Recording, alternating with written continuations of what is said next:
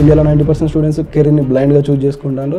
95% of the స్టూడెంట్స్కి పేరెంట్స్కి అసలు ఎడ్యుకేషన్కి సంబంధించి అవగాహన లేదు. అది ఏదైనా అవ్వచ్చు. అది ఒక స్టార్ట్అప్ కల్చర్ గురించా, లేదా ఒక ఎంటర్ప్రైజర్షిప్ గురించా, లేదా చదువు గురించా, ఉద్యోగాల గురించా, కెరియర్ గురించా, లేదా అబ్రాడ్కి వెళ్ళడం గురించా, ఈ దేని మీద కూడా హైయెస్ట్ 5% అంతే. 40-60% స్టూడెంట్స్ వీళ్ళందరూ కూడా కెరీర్ స్విచ్ అయిదామని ఎప్పుడు అంటే రీసెర్చ్ చేస్తా ఉంటారు. మరి ఎందుకు అంటే దాని మీనింగ్ ఏంటి? కెరీర్ చూస్ చేసుకునే దాంట్లో పేరెంట్స్ ఇన్ఫ్లుయెన్స్ కూడా చాలా ఉంటుంది. ఇది ఇండియాలో ఎక్కువ అండి. యాక్చువల్గా చదువుకున్న పేరెంట్స్ తీసుకునే డిసిషన్స్ చాలా రాంగ్ అవుతున్నాయి. ఎప్పుడో 10 ఏళ్ళ తర్వాత ఏదో అవుతాను అనుకుని మీరే గీత గీసి మీరే డిజైన్ చేసేసి ఈ పిల్లోడిని పట్టుకెళ్ళి వాళ్ళ ప్రొఫెషన్ పరంగా వాళ్ళు ఆలోచిస్తుంటారు. కానీ అంటే ఒక చిల్డ్రన్ సైకాలజీ ఎట్లుంటుంది తెలీదు. మా అబ్బాయి గురించి నాకు తెలుసు, మా అమ్మాయి గురించి నాకు తెలుసు అనుకున్న పేరెంట్స్ చాలా మంది కదా, నిజంగా తెలియదు వాళ్ళకి.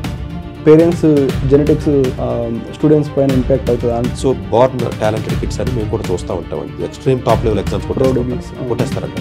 కానీ అంటే వీళ్ళిద్దరు కంపేర్ చేసుకుంటా అంటారు. అంటే వాడు 1 hour లోనే చేసేస్తాడు, నేను 2 hours. ఒకే ఇంట్లో కూడా దొరుకుతాయి మీకు. చాలా రకాల ఫ్యాక్టర్స్ ఇస్తాడు.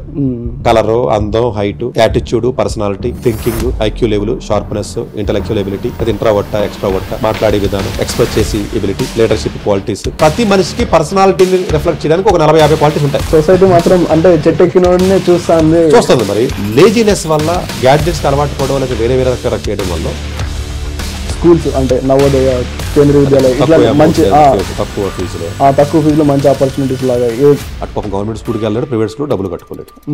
బనారస్ యూనివర్సిటీ పేరు వినే ఉంటారు మీరు. అలాగే అలీగఢ్ ముస్లిం యూనివర్సిటీ అని ఢిల్లీలో ఉంది.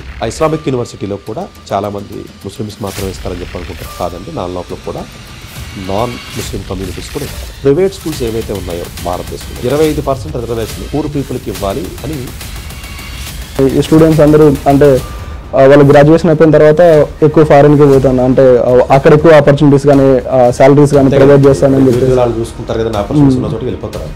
అంటే ఇప్పుడు చైనా స్టూడెంట్స్ వచ్చేసి వాళ్ళు అంటే కంట్రీ మళ్ళీ పుల్ బ్యాక్ చేసుకున్నాను, వాళ్ళు నేను తీసుకొచ్చుకొని ఎక్కువ సాలరీస్ ఇచ్చిందంటే వాళ్ళు ఇప్పుడు చైనా తయారు చేసుకున్నారంటే అమెరికా తయారు చేశారు. స్టడీస్ సంబంధించేది ఒక ఫిలిం తీయండి, అట్లా ఇట్లా ఎడ్యుకేషన్ ఫీల్డ్ అంటే డ్రై ఫీల్డ్ అండి. డే స్కాలర్ బెస్ట్ లేకపోతే మామూలుగా గుడికి వెళ్ళి ఒక రకంగా ఉన్నారు, గుడి నుంచి బయటకు వస్తే ఒక రకంగా ఉన్నారు, మళ్ళీ గుడికి వెళ్ళేందుకు మంచోడు అయిపోయి మళ్ళీ బయటకు వస్తున్నారు ఒక రకంగా ఉన్నారు. నార్మల్ స్టార్ట్అప్స్ కి, డీప్ టెక్ స్టార్ట్అప్స్ కి, నాన్ టెక్ ఎవరైతే ఉన్నారో దిల్ రాజులు అంటారు. అందరూ అంటే 4 సినిమాలు పోయి అనుకుంటారు, ఇంట్లో కూర్చుంటారు. వీళ్ళందరూ పూరి జగన్నాథ్ అంటారు. వీళ్ళేంటి, సినిమా పోయింది అనుకుందాం ఫర్ ఎగ్జాంపుల్, ఇంకో సినిమా చేస్తాడు, మళ్ళీ ఆ సినిమా పోతే ఇంకొకటి వస్తాడు.